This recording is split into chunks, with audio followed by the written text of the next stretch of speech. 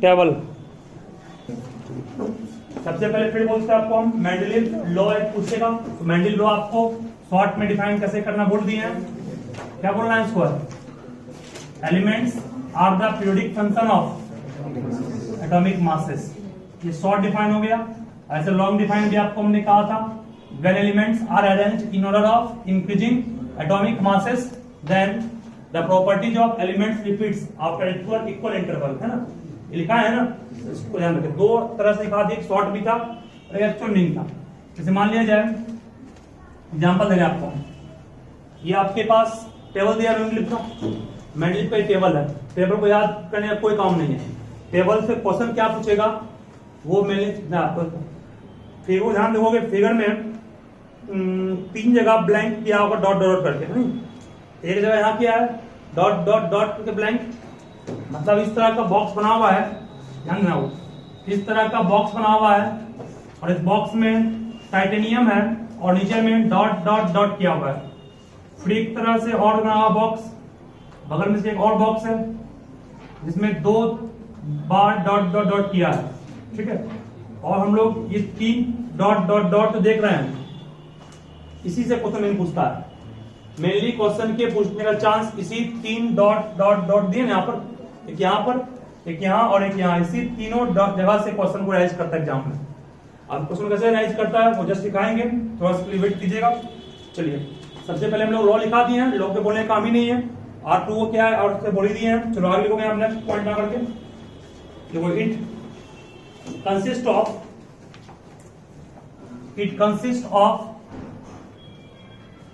consists of 7 periods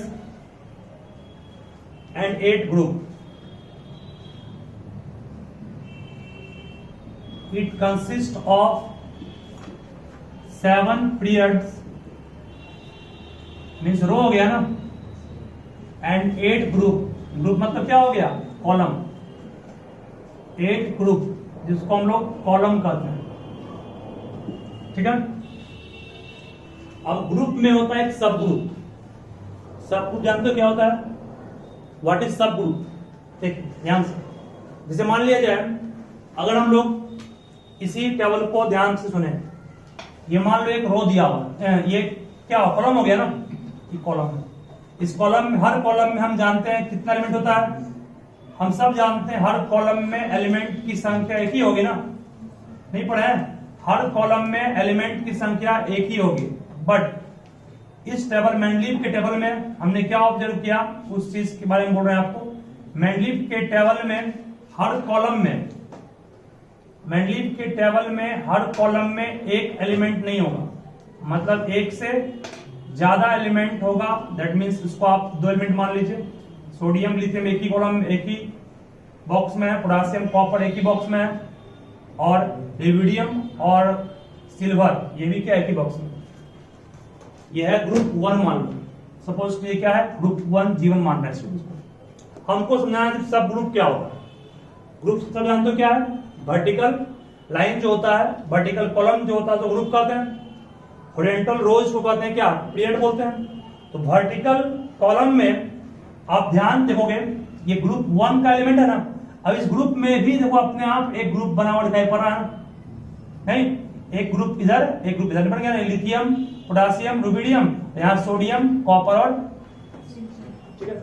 मतलब group को फिर से जो बांटा गया, एक उस तरफ का पार्ट एक इस तरफ का पार्ट, इसे कहते हैं सब ग्रुप, ठीक है। सेल के अंदर होता है सब सेल, केमिस्ट्री में क्लास 9 10 तक पढ़ते हैं सेल होता है, K shell, L shell, M shell, और आगे और इन करोगे आगे तो वहां होता है सब सेल भी होता है। सेल के अंदर जो हो गया वो सब सेल, ठीक है, जिसको आप एसपीडीएफ भी कहते हैं। तो सब सेल और सेल, जिस सेल से बना सब सेल, वैसे यहां बना ग्रुप से सब ग्रुप, ठीक है। इस एक ही ग्रुप के अंदर जो आप 2 भाग में बांट दिए उसको सब ग्रुप कहा जाता है, ठीक है।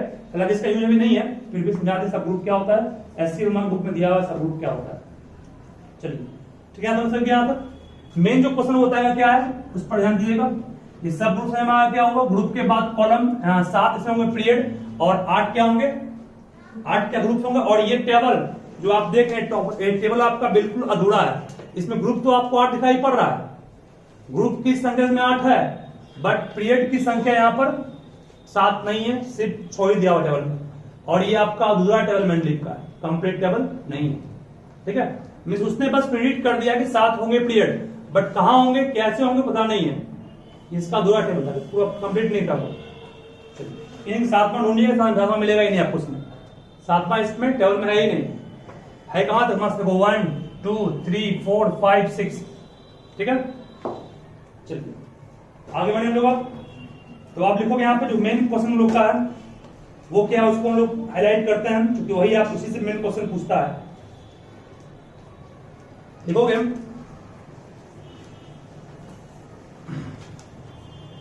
इसको लिखाएं हम किस तरह से,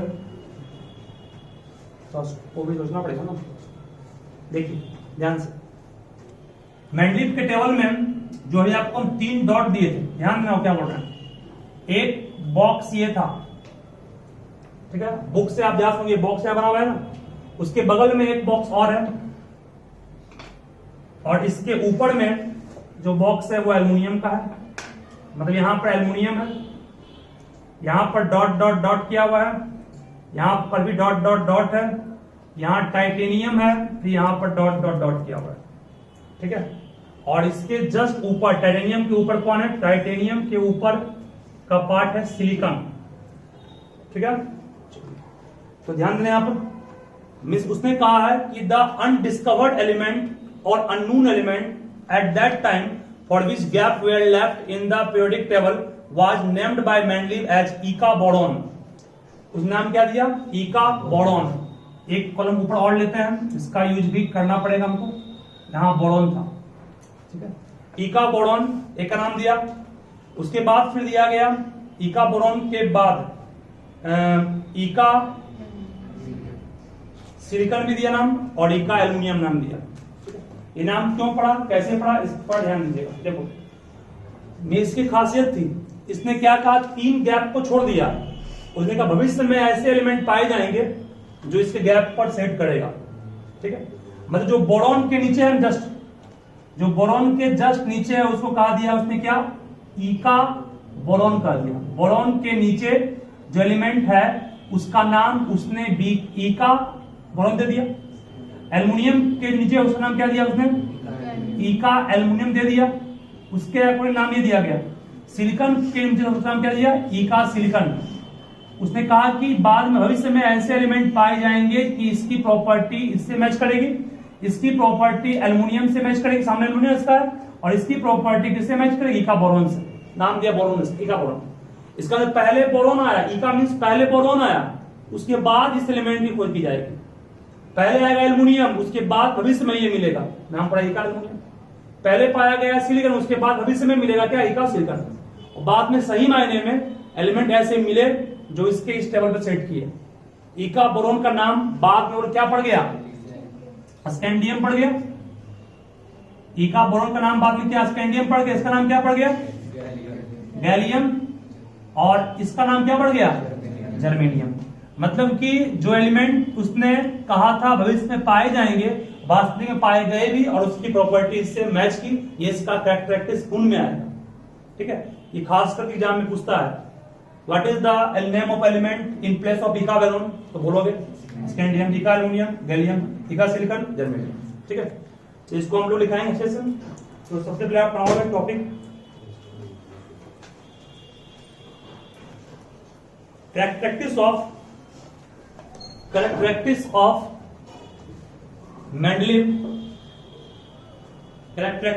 Mendeleev periodic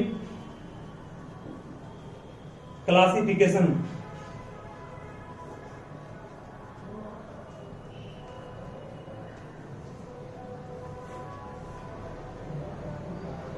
देखोगे यहां पर Mendeleev predicted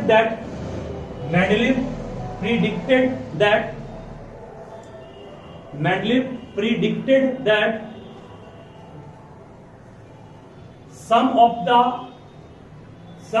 the undiscovered element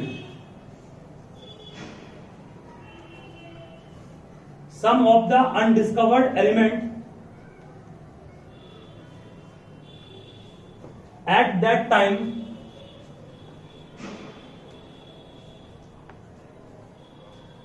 at that time will be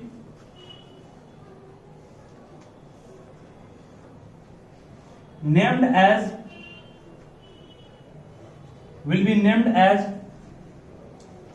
Eka boron, will be named as Eka boron, comma Eka aluminium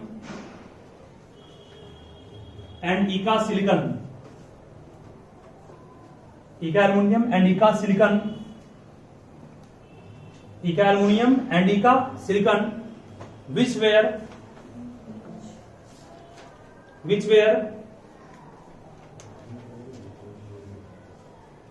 renamed as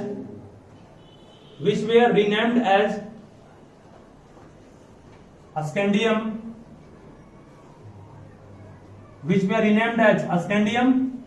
gallium and what, germanium respectively. Mean जो उसने gap left किया था उसका नाम उसने क्या दिया था, इका बोरॉन, इका एल्युमिनियम और इका सिलिकॉन। बाद में ये गैप की प्रॉपर्टी बिल्कुल से मैच की भी, जिसका नाम बन के क्या पड़ा, एक्चुअल स्कैंडियम। एक्चुअल नाम क्या उसका हो गया, गैलियम, और एक्चुअल नाम क्या, जर्मेनियम। इससे हाईलाइट क्वेश्चन आपका मैं इसी से पूछता है तो ध्यान रखिएगा। चलिए देखो नंबर 2, ये पहला हो गया, जिसने प्रेडिक्ट किया उसका ओबे किया। Number 2 Mendeleev periodic table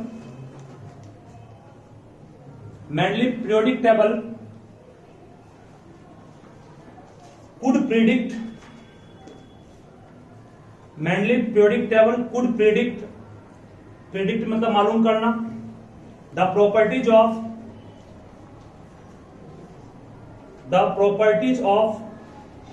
several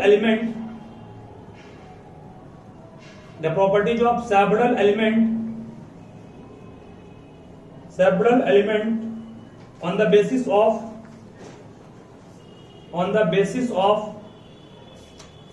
their positions in periodic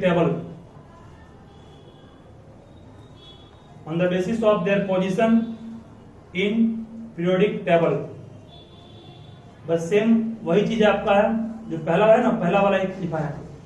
mainly periodic table could predict the properties of several element on the basis of their position, मतलब इसकी प्रॉपर्टी, बोरॉन की प्रॉपर्टी किससे मैच करेगी, scandium से।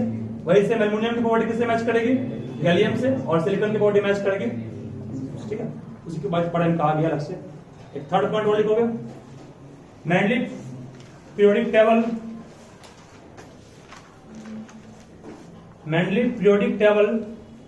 could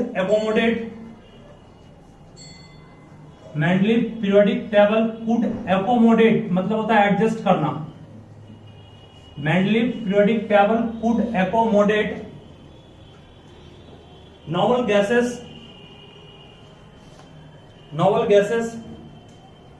when they were discovered,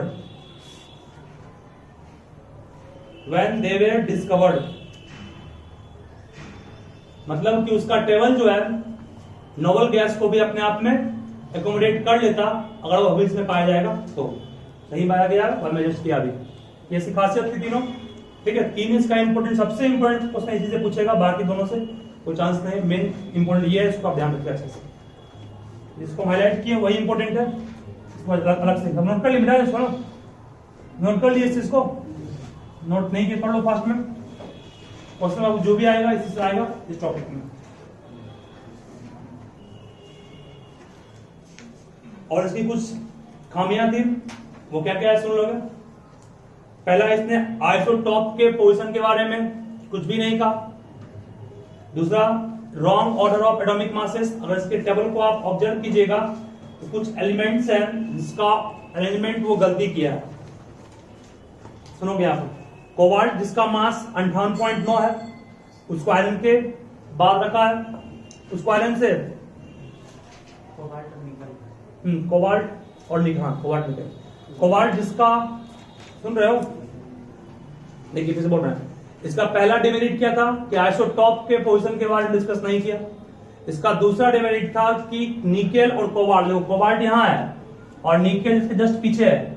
cobalt का मास दिया 58.9 और nickel का मास कितना है 58.7। नियम कहता है क्या, नियम इसका कहता है कि एटॉमिक मास को असेंडिंग ऑर्डर में लिखा हो, लेकिन यहाँ तो घट गया ना ये, जबकि ये आगे आना चाहिए और ये पीछे। दैट मींस यहाँ पर उसने रॉन्ग ऑर्डर में एलिमेंट को अरेंज किया एटॉमिक मास के आधार पर। ठीक है, एटॉमिक मास के आधार पर एलिमेंट्स को उसने रॉन्ग ऑर्डर में अरेंज किया है, ये इसकी दूसरी खामी थी।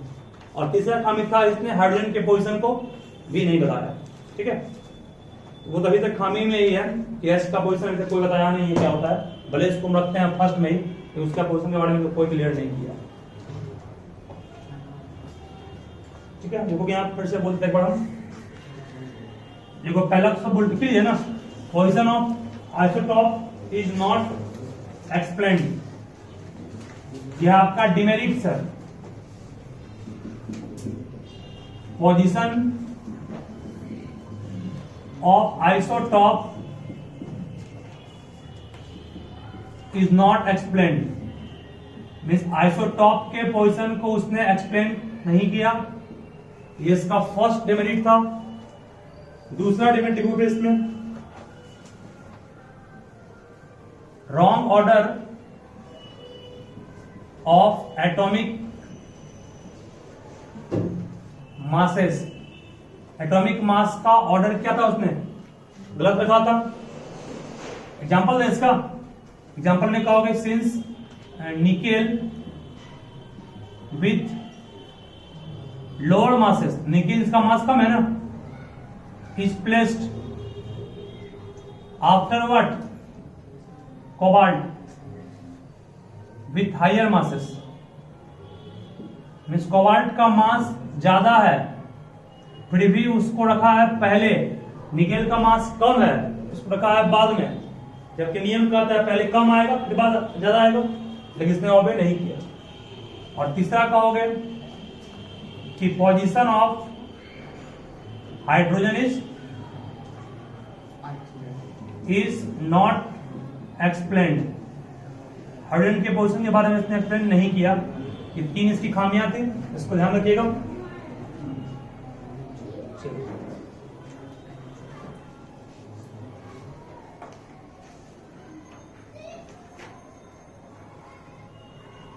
हो गया ना, ये तीन खामी में दूसरा नंबर थोड़ा इंपॉर्टेंट है, बाकी सब तो रटना ही पड़ेगा।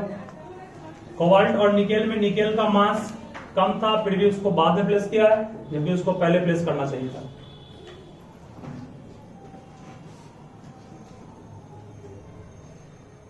इससे भी क्वेश्चन नहीं आया, क्वेश्चन जो भी आता है मॉडल से ही आता है। इस जो तीन पढ़ाया आपको टॉपिक, उसमें जो क्वेश्चन इंपॉर्टेंट था बोली दिए, लॉ एक पूछता है, लॉ के बाद स्कैंडियम, गैलियम और जर्मेनियम का जो पूछे हैं वो पूछे। हो गया ये, चलिए इसमें एक एनसीईआरटी क्वेश्चन दिया हुआ है, लिखोगे यहाँ क्वेश्चन सभी जो कल हम पढ़ाए थे परसों, उस पर बेस्ट है। देखो use Mendeleev table,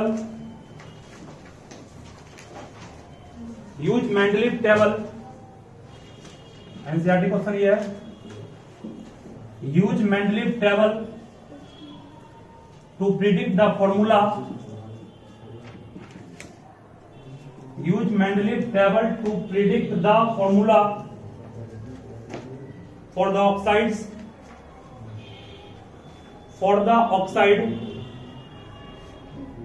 of flowing elements, for the oxide of following element। ठीक है, इसको हमको लगता है समझाना पड़ेगा। समझाना कैसे पड़ेगा इस पर सब ध्यान देना। देखो देखिए यहां से मुझे आपके लिए, तुम क्या बात कर रहे हो बताओ। देखो ये टेबल दिया हुआ रहेगा, इस टेबल से हमको मालूम करना है इसका ऑक्साइड क्या होगा। टेबल दिया है क्वेश्चन में, एग्जाम में टेबल गिवन रहेगा तब इसका ऑक्साइड पूछेगा कैसे बनेगा। जैसे हम लोग पोटासियम सॉरी इसका जानते हैं क्या होता है, इसका जानते हैं क्या होता है, इसका ये बन जाएगा, बट इस तो नहीं बनेगा ना। फिर भी आप कैसे बनाओगे टेबल के हेल्प से वो सिखा रहे, ध्यान देना इंपॉर्टेंट होता है। देखिए पोटासियम कहाँ है, पोटासियम फर्स्ट ग्रुप में है, पोटासियम फर्स्ट ग्रुप में है ना, समझ जाओ कि इसकी वैलेंसी क्या होगी 1। ठीक है, ऑक्सीजन क्या पढ़े हैं, ऑक्सीजन का क्या पढ़े हैं 2। हम यहाँ साइन यूज नहीं कर रहे हैं, बस क्रॉस मल्टीप्लाई क्या बन गया K2 पहले बन गया। आइए अब कार्बन पर। कार्बन किस ग्रुप में है? देखो कार्बन का आपको ग्रुप दिखाई पड़ रहा है 4, ग्रुप 4 में है कार्बन। ग्रुप 4 मतलब समझ जाओ वैलेंसी कितना इसका है 4। ऑप्शन क्या पढ़े हैं 2 प्लस माइनस यूज नहीं करना है, क्रॉस मल्टीप्लाई की क्या बनेगा C2O4, कॉमन पार्ट काटेंगे ना क्या बन जाएगा 2 2 4 कट गया CO2 बच गया फॉर्मूला इसका भी। एल्युमिनियम पाइए, एल्युमिनियम ग्रुप कौन सा है? थर्ड ग्रुप में है 3, दैट मींस एल्युमिनियम का Al 3 लिखे, ऑप्शन में क्या होगा 2, क्रॉस मल्टीप्लाई कीजिए Al2 होती कटेगा ना ये, इतना ही छोड़ दो इसको। सिलिकॉन पाइए, सिलिकॉन किस ग्रुप में है? फोर्थ ग्रुप में है। Si यहाँ भी क्या होगा 4, ऑप्शन का 2 क्रॉस मल्टीप्लाई कीजिए Si2O4 ना, कॉमन पार्ट कट जाएगा ना SiO2, इसका आंसर हो गया ये। ठीक है, इसको सिलिका बोलते हैं जो कि बालू में पाया जाता है। उसके बाद आपका बैरियम का, बैरियम किस ग्रुप में है? देखो बैरियम ग्रुप नंबर किसमें है? ग्रुप 2 में है। ग्रुप 2 में है तो वो क्या होगा यहाँ बैरियम का 2, ऑप्शन का क्या होगा 2, क्रॉस मल्टीप्लाई कीजिए B2O2, दोनों में कट जाएगा ना, क्या बचेगा सिर्फ B होगा, BA छूट गया है, BA समझ गया ना। ये तरीका है जिससे कि आप एलिमेंट्स अगर किस ग्रुप में दिया वो भी दिया रहेगा या टेबल में दिया हो तो निकाल सकते हो, जिस ग्रुप में है वही उसका वैलेंसी बन जाएगा। उसके बाद उसको हम लोग सॉल्व कर देंगे इस टॉपिक के लिए, समझ गया ना। इसको ध्यान रखिएगा, ये एनसीईआरटी क्वेश्चन था। तुम्हारा डाउट क्या डाउट था? वो कुछ पॉइंट्स आप डिस्कस करने के लिए कौन सा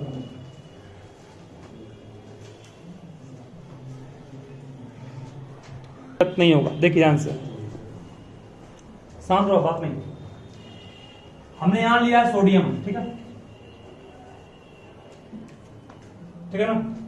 सोडियम का एटॉमिक नंबर कितना पड़ा है 11, 11 का इलेक्ट्रॉनिक कन्फिग्रेशन कितना होगा 2 8 1।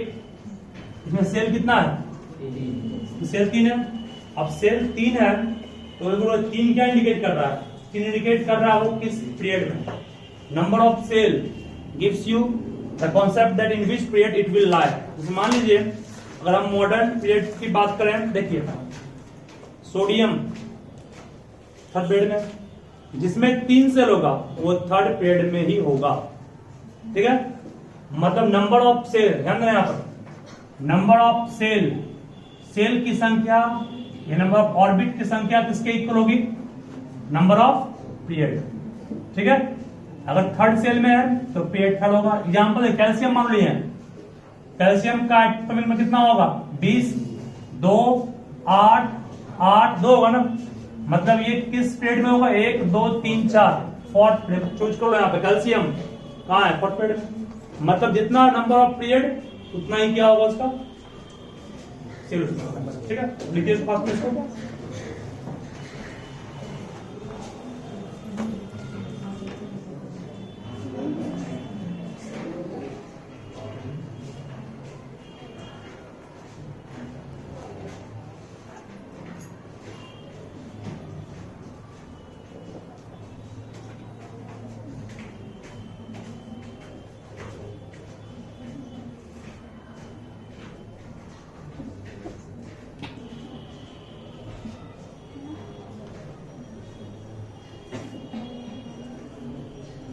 ग्रुप का भी कुछ दिया होगा जो कि बैलेंस इलेक्ट्रॉन हमेशा नहीं होता है, हमेशा नहीं होता है, कुछ माइनस करना पड़ता है।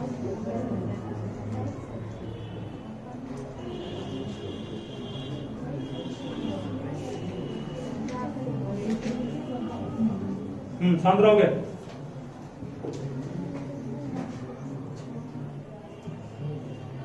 देखो क्वेश्चन नंबर फर्स्ट में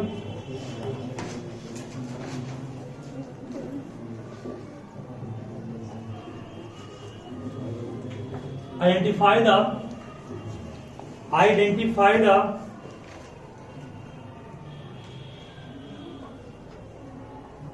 group number,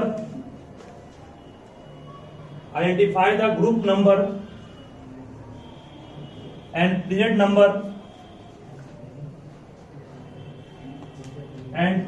number of following element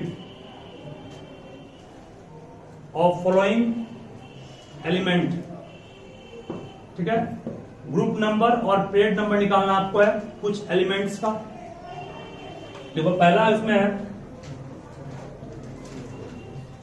देखो फर्स्ट है लिथियम, बेरिलियम, बात नहीं, carbon, nitrogen, phosphorus, chlorine, argon, calcium, potassium. Group number भी निकालना है और पीरियड नंबर भी निकालना है इन सारे एलिमेंट्स का।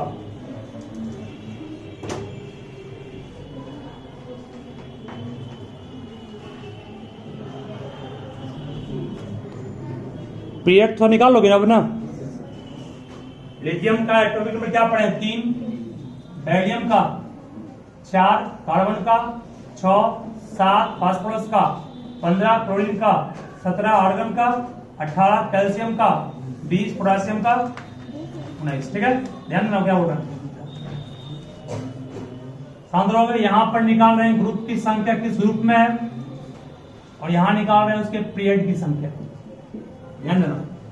और यहां पर निकाल रहा हूं इलेक्ट्रॉनिक कन्फिग्रेशन जो जरूरी है। 2 1 होगा, 2 2 होगा, 2 4, 2 5, 2 8 5, 2 8 7, 2 8 8, 2 8 8 2, 2 8 8 1। सही है। पीरियड की संख्या निकालोगे ना, बोले किस पीरियड में है? सेकंड पीरियड में ये भी, सेकंड में ये भी, सेकंड में ये भी, सेकंड में ये भी, थर्ड में ये, थर्ड में ये, थर्ड में ये, फोर्थ में ये, फोर्थ। सही यहाँ तक है। नंबर ऑफ सेल जितना होगा उतना पीरियड हो गया। क्या सेल यहाँ 2 है ना सेकंड पीरियड में, सेल 2 है यहाँ पर सेकंड पीरियड, सेल यहाँ भी 2 है, सेल यहाँ भी 2 है, यहाँ 3 सेल है, 3 सेल है। ठीक है।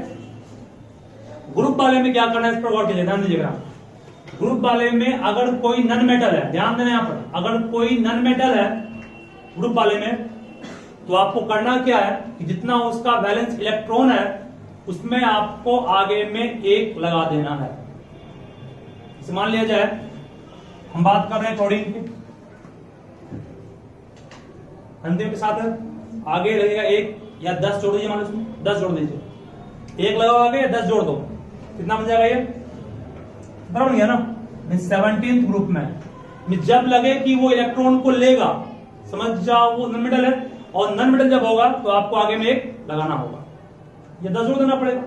इस पर आइए, आर्गन, ठीक है, 1 ठीक है, गैस है ये 2 लॉस कराने काम नहीं है, बस यहाँ 2 ही हो गया। जब लॉस करेगा तो आपको कुछ नहीं ऐड करना है, जो है वही आंसर हो गया। इस पे आइए, ये भी क्या है, एक ही होगा। ठीक है, लॉस कर रहा नहीं, जहां गेन करेगा वहां आपको आगे बढ़ाना है। फास्फोरस देखिए क्या होगा, 5 है, 15 हो गया, ये भी 5 है, 15 बिल्कुल होगा। इस पर ये 4 है, 14, चूंकि कार्बन जानते लॉस करता है, कार्बन नन मेटल में आता है ना, इसमें क्या होगा, सिर्फ 2 ही होगा ना, इसमें से हो गया, सेम हो गया ना। नन मेटल वाले में आपको आगे में 1 लगाना है, 10 जोड़ देना है, 10 जोड़ो 1 लगाओ, बराबर हो गया। मेटल से वही कैंसिल हो जाएगा।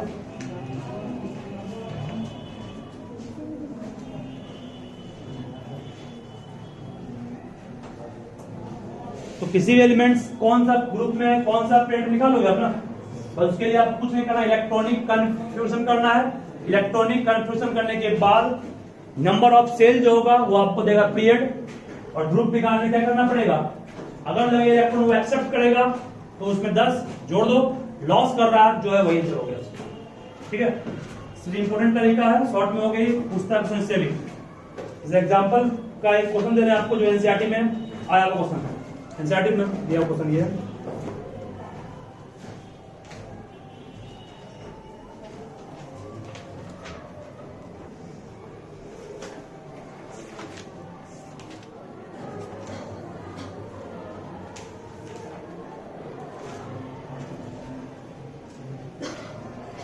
हो गया, लिख लिए।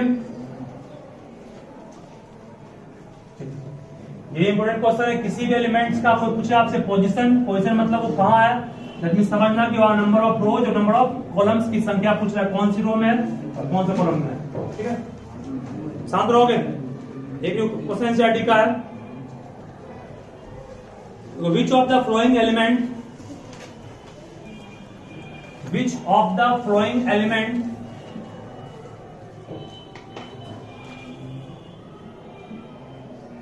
which of the flowing element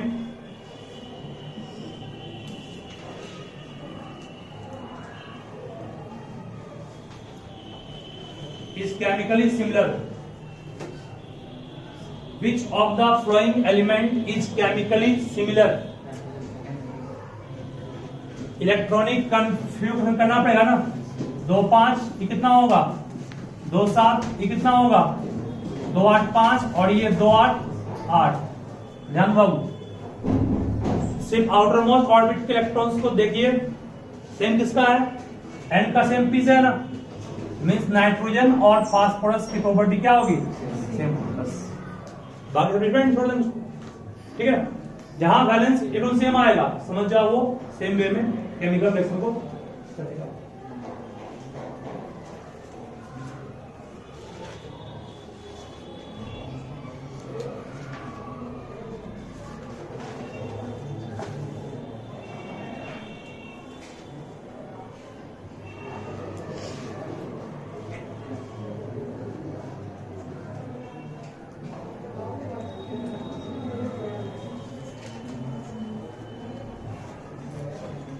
question next question पे लिखोगे,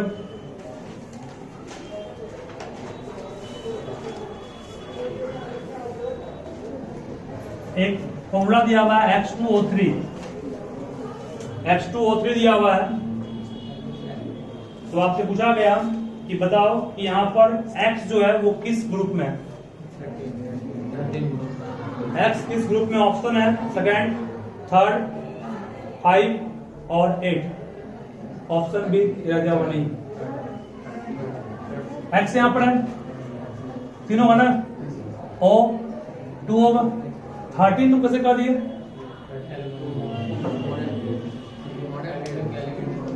सुनिए ना से यहां पर ये 3 दिया हुआ है, शांत रहोगे। 3 दिया हुआ मतलब क्या, वैलेंसी इसका 3 है, सोच के बोलोगे, वैलेंसी 3 की वैलेंस इलेक्ट्रॉन 3, वैलेंसी 3 है। ठीक है, 3 है इसका मतलब मान लो ये होगा। ठीक है, इसका मतलब क्या हुआ, 3 इलेक्ट्रॉन को ये लॉस कर सकता है ना, लॉस कर सकता मतलब मेटल होगा ये, इसका मतलब इसका पीरियड कौन सा, ग्रुप कौन सा हो गया, थर्ड हो गया। ठीक है, नन मेटल रहेगा, नन मेटल का जो कंबाइन करते हैं तो वहां पर वैलेंसी नहीं, वैलेंस एक में लेते हैं। कार्बन इसलिए क्वेश्चन दिया हुआ इसमें है।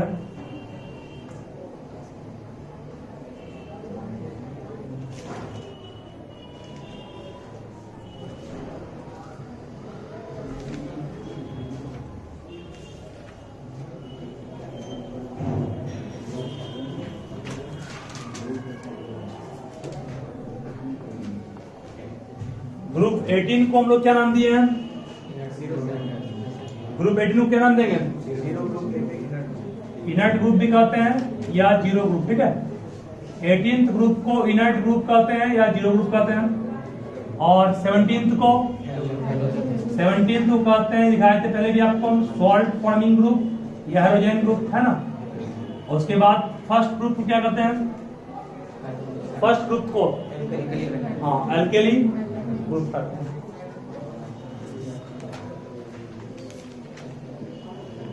ठीक है, जब ऑब्जेक्टिव क्वेश्चन के लिए हालांकि कम ही चांस पाने का है। जिग जैग लाइन काम पर है ना, क्या होता है जिग जैग लाइन काम, लॉ ऑफ पीरियड्स किसने दिया था, लॉ ऑफ पीरियड डोमिनेंट दिया था और लॉ ऑफ ऑक्टेट्स न्यूरेंट दिया था। चलिए यहां तक तो खत्म कहानी हो गया बाबू।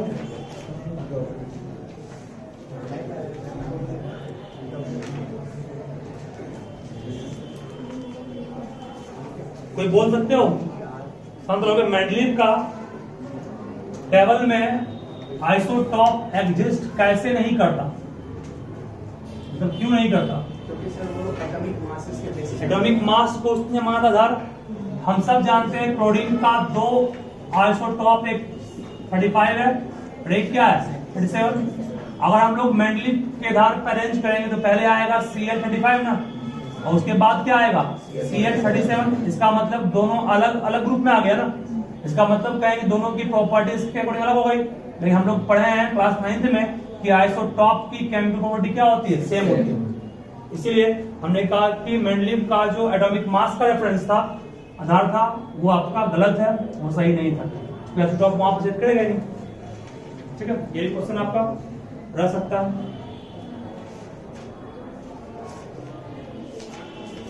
बस एक लास्ट बचा हुआ टॉपिक नोट आ गया, मॉडर्न पीरियोडिक टेबल। इसको कहा दें काम करना।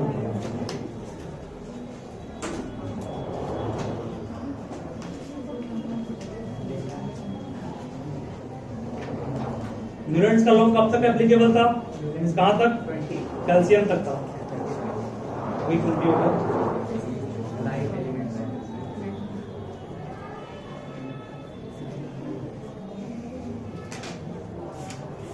एटॉमिक साइज को मापते किसमें है?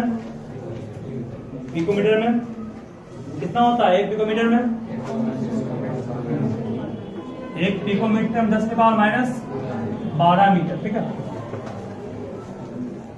इसको आप लिख सकते हैं ऐसे भी है, 1 पिकोमीटर पर कितना? 1 माइक्रो का स्क्वायर मीटर। ठीक है, क्योंकि माइक्रो मतलब क्या होता है? माइक्रो मीन्स 10⁻⁻6 होता है, तो -6 का स्क्वायर कितना है? 12। इस 1 पिकोमीटर को 1 म्यू स्क्वायर एम भी कर सकते हैं। म्यू मतलब माइक्रो हो गया।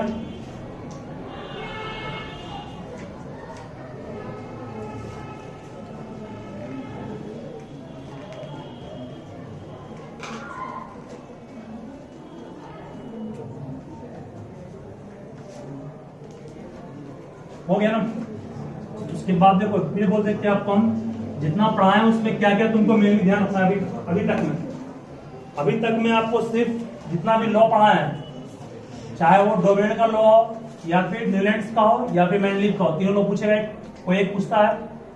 उसके बाद लॉ के बाद जो भी आपको पढ़ाए थे हमने, एक 3 गैप था ना, स्कैंडियम, बोरॉन, एक स्कैंडियम था, एक गैरियम था और एक जर्मेनियम था। इस तीनों आपको उसमें पूछेगा आपका एक। उसके बाद लॉ ऑफ ऑक्टेबोलिडियम क्या होता है। बाकी इस टॉपिक में और कुछ इंपॉर्टेंट नहीं है। ठीक है, जो पीछे पढ़ा उसमें बस सबसे इंपॉर्टेंट रही था पूछ सकता है, और कुछ नहीं पूछेगा इसमें। ठीक है, और आपका जो आज सिखाए ग्रुप और निकालने, प्रेड निकालेंगे, वो इंपॉर्टेंट है, उसका यूज आगे करना है। पढ़ा दिया आपको माजी, उसका यूज था आगे में। किसी एलिमेंट का ग्रुप निकालना, क्या करना पड़ेगा उसमें? अगर इलेक्ट्रॉन लॉस करेगा वो तो वही हो जाएगा, गेन करेगा तब 10 जोड़ देंगे उसमें। ठीक है, और पीरियड के लिए जितना सेल उतना पीरियड। ठीक है,